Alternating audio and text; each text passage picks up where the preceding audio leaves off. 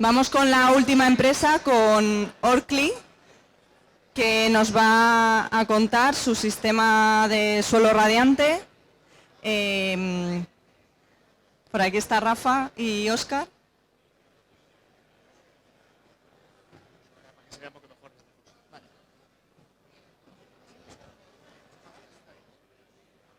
Vale, os dejo con Óscar.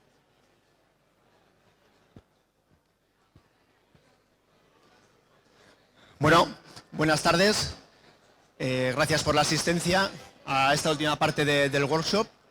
Entonces, bueno, mi nombre es Óscar, soy Product Manager del negocio de confort y salud de Orkly y sobre todo estoy centrado en la parte de ventilación, solar térmica, calidad del aire interior y todo lo que tenga que ver con Passive House.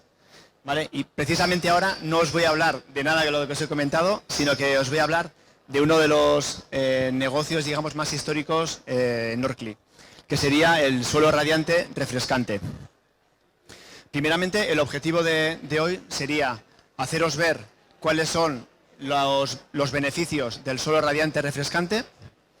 Daré algunas pautas a nivel de qué es importante tener en cuenta en la instalación de un suelo radiante refrescante. Y por último también daré alguna reseña de también por qué es importante, aparte de la parte mecánica de lo que es el propio suelo, de por qué es importante disponer de una buena regulación. ¿Vale? Entonces, primeramente, el suelo radiante refrescante es un concepto que ya supongo que conocéis, pero tiene las principales ventajas son estas cuatro que os he comentado ahora. Sería, por un lado, a nivel de eficiencia energética.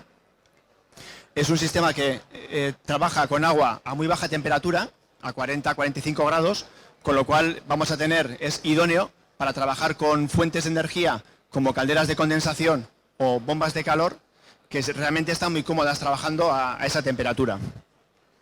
Por otro lado, nos va a ofrecer un alto nivel de confort, porque al final es como si metemos un radiador debajo del suelo, pero trabajando a baja temperatura y de manera muy uniforme, lo que vamos a hacer es tener toda la superficie sin temperaturas frías o calientes en diferentes zonas de nuestra estancia. Siguiente punto ventajoso sería pues la estética. Evidentemente no vamos a tener en casa ningún radiador que no sabemos dónde poner o que nos va a limitar en cuanto a dónde ponemos o cómo decoramos la casa, o si lo ponemos detrás de alguna puerta, o incluso si nos pegamos con él, ¿no? Y otro punto más también sería tener en cuenta que tiene la posibilidad de servir de suelo refrescante. Aparte de radiar calor, también vamos a poder conseguir que genere frío, ¿vale? Vale, pues al final ya veis que son justo unos puntos que van muy en línea con lo que dice Passive House. Todo aquello que sea eficiencia energética y todo aquello que sea confort, pues va muy en la línea de lo que el suelo radiante refrescante ofrece.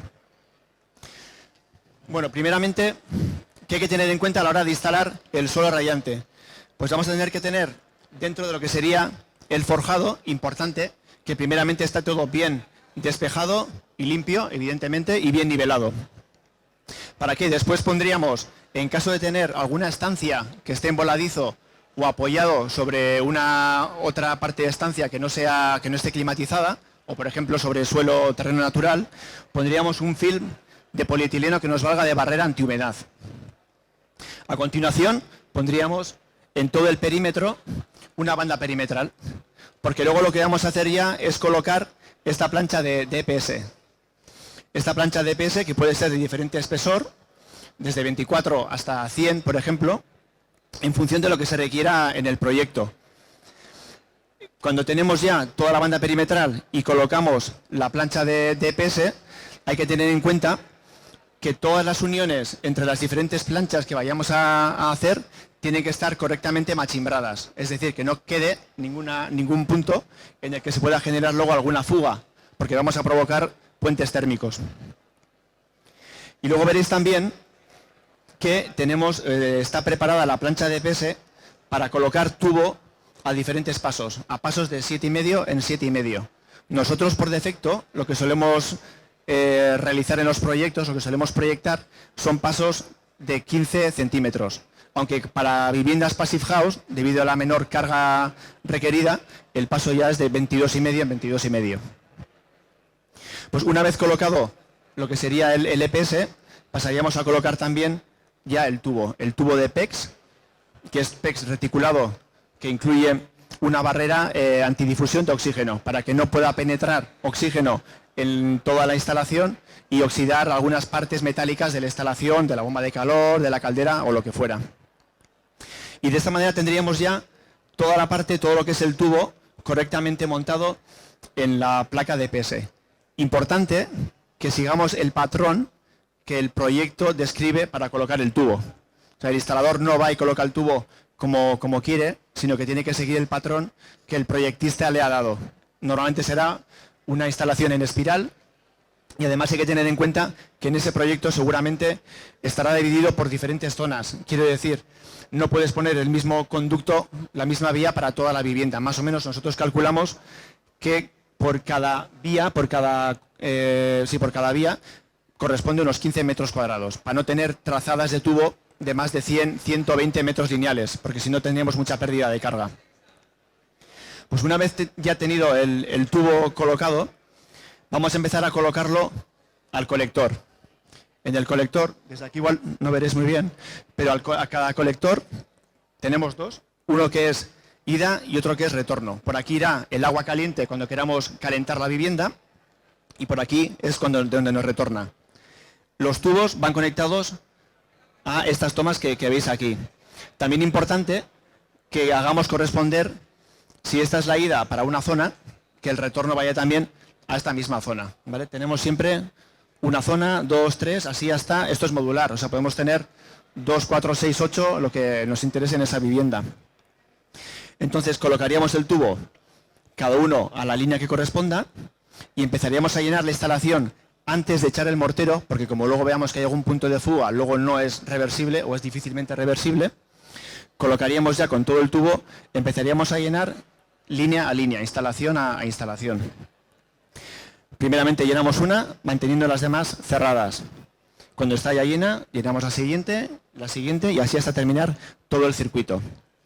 También antes de colocar el mortero, lo que vamos a hacer es una prueba de estanqueidad. Vamos a llenar de agua y vamos a meter una presión que debería de ser 2 veces la presión de trabajo. Por lo menos que sea algo más de 6 bar. Llenaríamos, presurizaríamos y mantendríamos esa presión durante 24 horas para ver realmente que la presión no cae y que el circuito es estanco. Y ya con eso sobre seguro, ya sí empezaríamos a echar el mortero. Para echar el mortero hay que tener en cuenta que no tenemos que tener una temperatura exterior menor de 5 grados y que el propio mortero también tiene que estar por encima de 5 grados. Y una vez echado, esa condición también se tiene que mantener durante mínimo 3 días. Después de echar el mortero, ya sí podríamos colocar a los 28 días también, cuando todo esté estable, podríamos terminar toda la parte que corresponda pues con grés, madera o lo que fuera.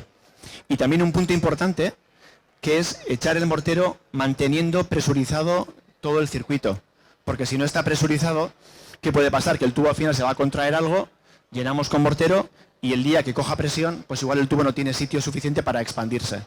Entonces un detalle importante es que tengamos la presión, el sistema presurizado antes de echar el mortero. Con esto acabaríamos la parte mecánica, más mecánica de la instalación. Y todo esto lo hemos ido conectando al colector. En este colector veréis también un componente mecánico más, que es este que veis aquí abajo, que es lo que denominamos aquastop.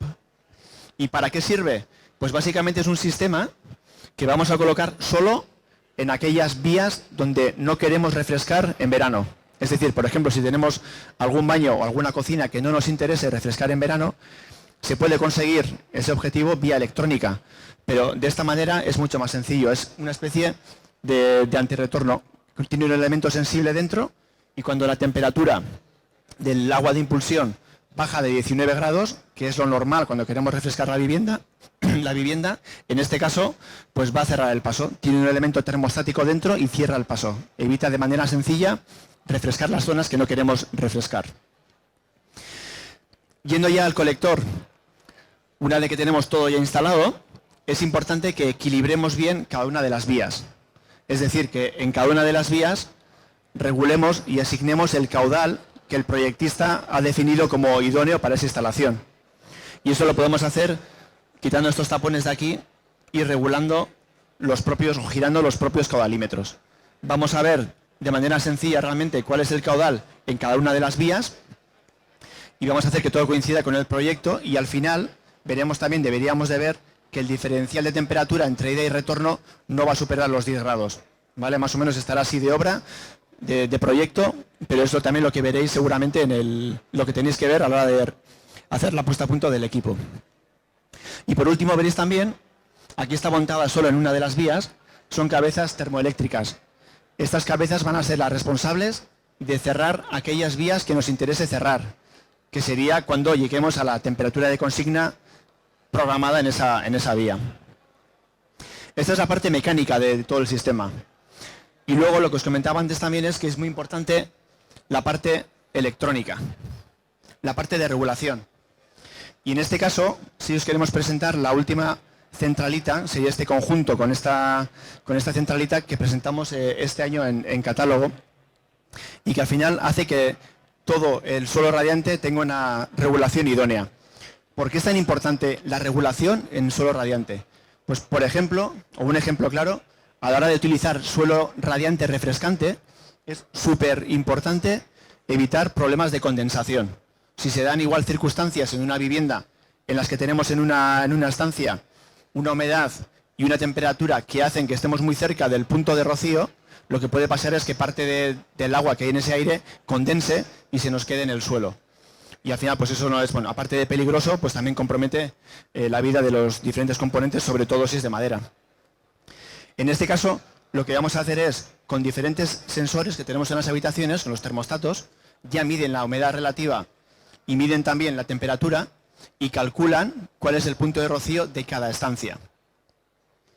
En el propio regulador, en el propio colector, vamos a tener una sonda de temperatura en el retorno. Y vamos a ver también a qué temperatura está retornando el agua del circuito. Cuando vemos que esa temperatura se está acercando a lo que la centralita ha calculado como punto de rocío, no va a parar la vía. Lo que va a hacer es, primeramente, si tenemos ventilación mecánica controlada, lo que va a hacer es poner en marcha la ventilación a su velocidad máxima. De manera que renovemos el aire y tratará de disminuir la humedad relativa de la habitación. Pero en caso de que no sea suficiente, de que aun y todo sigamos acercándonos a la temperatura del punto de rocío, entonces ya sí, el sistema va a hacer que esa vía y solo esa vía pare, cerramos el circuito y dejamos de refrigerar esa zona, de refrescar esa zona. Pero el resto de zonas van a seguir trabajando, ¿vale? Es lo bueno que tiene ahora este tipo de regulación, que vamos a tener una regulación zona a zona. Podemos parar una, pero el resto seguiría funcionando.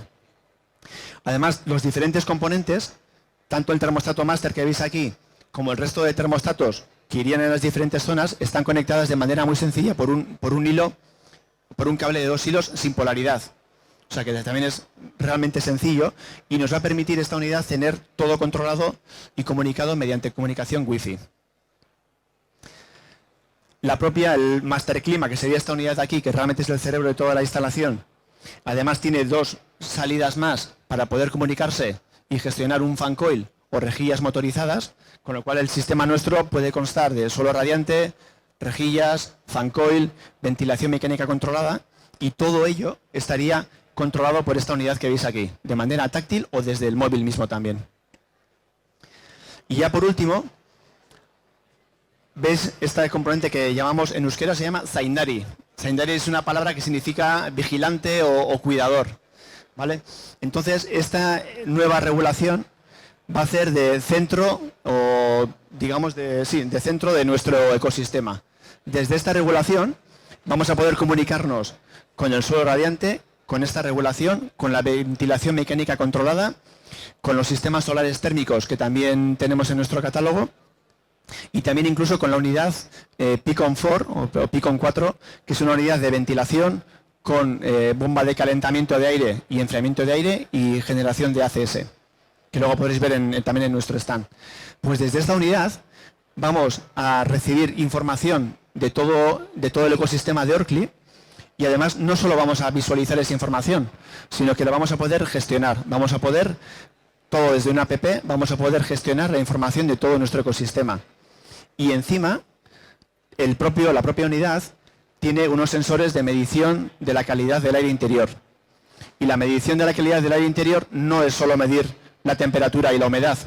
También vamos a medir, en este caso, pues lo que son formaldehídos, CO2, partículas en suspensión, etcétera. Y en base a eso, el propio sistema va a tomar la decisión de alterar el funcionamiento de alguno de los equipos. Pondrá en marcha, reforzará la ventilación o pues lo que tenga que hacer para que el sistema, para que la estancia vuelva a niveles de calidad del aire idóneos. Vale, pues bueno, eso es un poco lo que os quería comentar. Si queréis algún detalle más sobre alguno de los sistemas nuestros solares térmicos integrados o Piconfor, etcétera, estáis invitados a nuestro stand que está ahí enfrente. Y por lo demás, nada, gracias por vuestro tiempo y espero que haya sido de vuestro interés.